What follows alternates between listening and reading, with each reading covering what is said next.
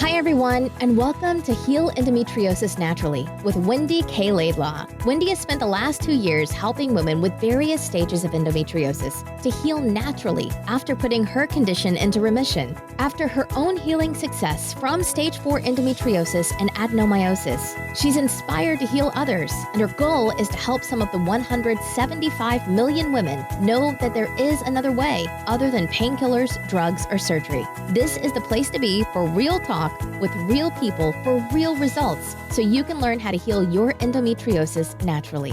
Please note that the opinions expressed in this program may represent options, but are not a substitute for proper medical care. Before starting any new healthcare program, we recommend you consult with a health professional.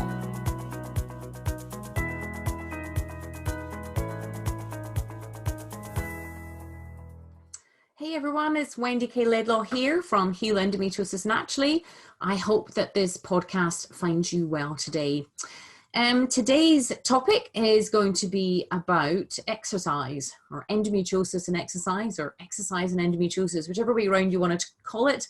I've had a number of questions come in from some followers, so I thought I would just do a podcast about it, and hopefully you might find this of interest and help you as well. So exercise is an interesting word when you think about it. What does it even mean? Well, the dictionary definition states that exercise is an activity requiring physical effort carried out to sustain and improve health and fitness. But in this day and age, exercise mainly signifies major beastly workouts in the gym or running at least 47-kilometer marathons. In Roman times, Marcus Cicero stated, "Exercise alone supports the spirits and keeps the mind in vigor." But when you're a woman in high levels of pelvic pain with endometriosis, it may be referred to as a form of physical torture. 7 years ago, I had my 4th surgical procedure, and within 6 weeks, my mind had bizarrely convinced me that I needed to push my inflamed and battered body to, number 1, get fit, and number 2, that it had to do it the bestest, fastest, and quickest way possible, and number 3, to start training to do a triathlon as well. What on earth was I thinking? You see, our culture now in the 21st century encourages the better, faster, more, and now approach to living. I should know I was the biggest advocate of it. I only lived life at one pace, and that was at full throttle and utter exhaustion until, of course, as you know, my body went on strike. Tired of the mental battering I would perpetually give it by pushing it to extremes every day, all without any awareness and respect to any form of rest and relaxation. When my body firmly dug its heels into the ground like an obstinate and headstrong donkey, then literally threw me to the ground, clutching my abdomen. Surgeries number 5 and number 6 which I blindly pursued. Afterwards, I would recognize the insanity of the surgery, for that was even more damaging to my body. It was not a procedure that gently tried to see the root cause of the inflammation or hormone imbalance, but more of a procedure that was like a sledgehammer effect to an egg.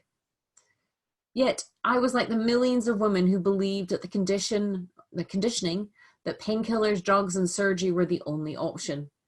I would willfully persevere for a few more years, convinced if I could just get a better surgeon or a better procedure, then I would be fine, before I would finally realize that I had to take a new and different approach, as that was needed to put my endometriosis and adenomyosis into remission. And part of that journey was learning about what the definition of exercise was for my body. I used to love cross-country running and swimming when I was younger, yet I was always pushing myself too fast and too hard to the point of utter exhaustion. Exercise for me back then was a case of my mind being the master and my body being the slave. The two were very detached and the head ruled, until of course the body went on strike. So you may know my story and how my body ended up disabled and incapacitated for many years. And it still shocks me now when I think back to that point in time. My body screamed, "No more. We can't go on like this. Something has to change." Of course, my conditioning, belief systems, and stubbornness would prolong my bedridden status, but slowly I would come to learn that there was another way. A new way to feel supported in spirit and keep the mind in vigor. And it wasn't in the self-abuse act of hard cardio exercise that causes more damage and inflammation, pain, and drain on the body. When I first realized this, I felt sad, almost depressed. I had seen these perfectly presented, perfectly toned and airbrushed images of women in magazines and TV and yearned for that body. Yet it was a weird concept when you think about it. To aim for this ridiculously perfect body that only the rich and famous can achieve, with a huge team of personal trainers and assistants around them. Yet that was the high and ludicrous standards I had set myself. 100% perfect and nothing less. Of course, being bedridden, ridiculed by doctors, disbelieved by my family, dismissed by friends, does something to the spirit. In Japan, there is a wonderful art form called kintsukuroi, which is an old process of mending broken pottery using a lacquer resin laced with gold or silver. The mended flaws signify the pottery to be even more beautiful, having gone through the process of being broken and repaired. The cracks and seams are a symbol of an event that happened in life to the object rather than the cause of its destruction. Much like the body of a woman with endometriosis whose body may feel weak and broken. But you see, it's not. It has all the pieces within it, much like the Japanese pottery, to put it back together again with the gold and silver elements of primarily removing all the toxic elements and substances and feeding it the best possible nutrients so that it can become stronger and more beautiful. And of course, perfectly imperfect. The secret is to learn to listen to your body. It has its amazing own wisdom, far more than anyone has allowed you to believe before, and that includes the medical profession. Their training does not teach about how incredible the body is at self-repair for conditions like endometriosis. Whilst the medical machine is incredible at accident and emergency treatment and transplants, the current modes of treatment for endometriosis and adenomyosis are sometimes hard and also barbaric. So if you were listening to this thinking, I will just ignore the pain in my pelvis and I'll go out for a 16-kilometer run or a cycle or pound myself in the gym, then consider this. Believe it or not, it's like a form of self-abuse. I know what that used to be me. For me to put my endometriosis and adenomyosis into remission, I had to learn to approach my body differently. I had to learn to listen with curiosity. I'm not saying it's easy, but I learned to become an observer and be like a detective to figure out the causes of the signs and symptoms in my body. What I refer to as getting to the root cause, because that is the secret. I had to listen to my yearnings for exercising and be creative with the future forms of exercise so that I could improve my physical health in a new way, so that I could get the happy hormone releases that came with it without the physical pain. It was hard to start with, to listen to what my body liked, for my mind had its own agenda and these dynamic goals. There was this loud internal conflict at the start. Do I just ignore my body and push it for the short-term fix and then end up with lactic acid muscular pain followed by chronic fatigue for days until my ATP and energy levels repaired? Or maybe consider a more restorative form of exercise. Of course, these preconceived ideas about what restorative exercise meant, i.e., it was not real exercise. In those old days, I was all or nothing mentality, and that was to my cost. But I read books, I took courses and fed my mind on how my body worked and retrained in a number of different areas and expanded this wonderful mind of mine, along with starting to listen to my body in a new way. When yoga was first suggested to me as a new way of exercising and a restorative practice, I admit I merely sniffed at the idea and dismissed it. I imagined that I would have to sit cross-legged, slightly elevated from the ground, atop of a hill in a semi-trance state. It didn't seem my cup of tea at all. After years of being bedridden and a social recluse, I felt my confidence had shriveled up just like my body and muscles had. I was so apprehensive to even consider going to a yoga class initially, to be amongst those what I thought would be super toned, super bendy people, and that I might stand out like a sore thumb. Endometriosis knocks so much of your confidence because so much is going on inside your body and you feel out of control until you start the natural path, of course. The prospect of listening to it seems peculiar and counterintuitive, but a strange thing happens when you start to listen to it. you get answers. So for me, my first introduction to yoga was by asking a yoga teacher to come to my home and have a private one-to-one session. That overcame my fear of going into a yoga class and making a fool of myself. I didn't have much money at the time because I was bedridden. So I explained my situation to the yoga teacher and that I had a desire to learn something new, and very kindly they offered me a discount.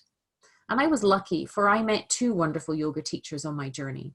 My body was in a deconditioned state, as one doctor referred to it as, and I was super stiff and immobile. And what I was aware of was that I was somebody who was sensitive, and I needed equally a teacher who was going to be kind, sensitive, and understanding of my desire to feel fitter, but to respect my initial limitations. So I was lucky, and in my first 2 lessons, my teacher kindly put lovely supportive bolsters and blocks around my body to support it in its very first lesson of yoga. I took the gentle position of what they refer to as child's pose, which is when you put your bottom and you rest them on your heels and put your head down on the floor with your arms outstretched in front of you. And I was surprised because I cried softly onto the mat. As my tears dropped onto the mat, for the first time I recognized that in 45 years, I sat here still in the quietness, and I was feeling my body and what it had gone through for the first time. The teacher was particularly kind and accepting and encouraging of my stiff, unfit, and vulnerable state. What I did not know was how hard it had been for me to breathe previously. I was not doing aerobic or cardio exercise, but I was breathing really deeply into my body and having the same endorphins escape and come into my bloodstream, or what we refer to as happy hormones, were being released. You see, our cells, of which we have trillions, need oxygen. Yet when you're in pain, your breathing becomes shallow and your lungs are not fully expanded to draw in the air. Therefore, your body becomes deprived of one of life's essential elements for life, which is oxygen.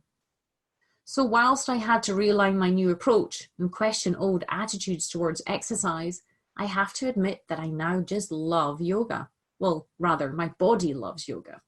My mind still likes to challenge this modality, even though I'm often in awe of the whole body strengthening and the incredible flexibility that is required to get into some of the most amazing and bizarre positions you ever thought possible. But yoga has become a private, quiet practice done in a room with other people. There is no competition.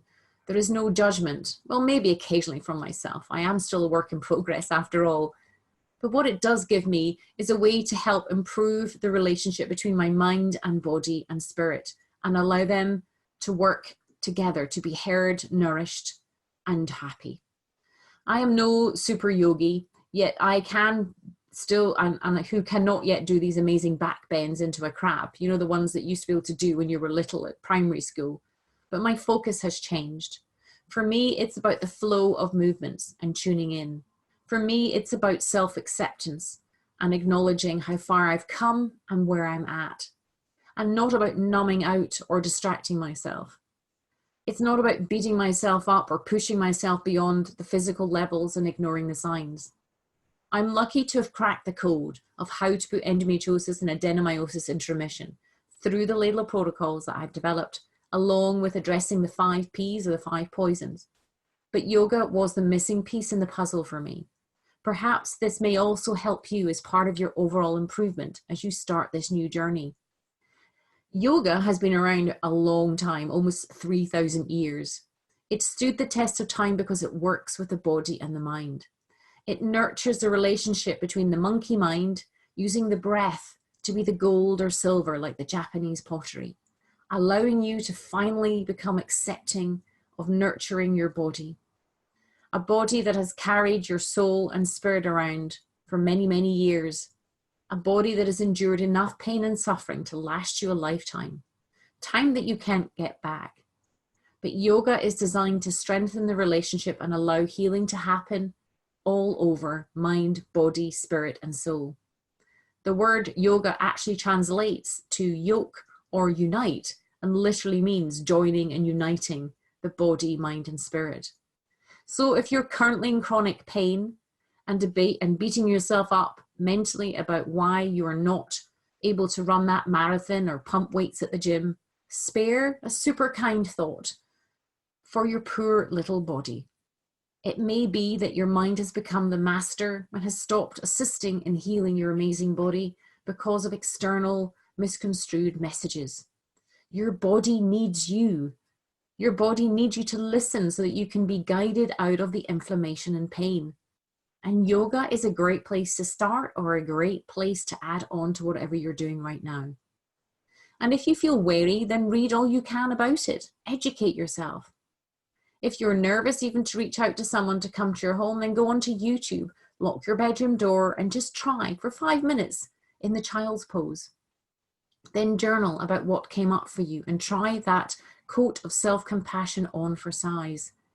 You are more likely to achieve your goal of health and fitness from an Eastern world perspective than from the Western world one.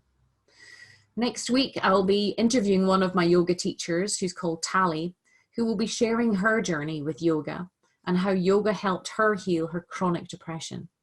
So until then, keep you number one to your health.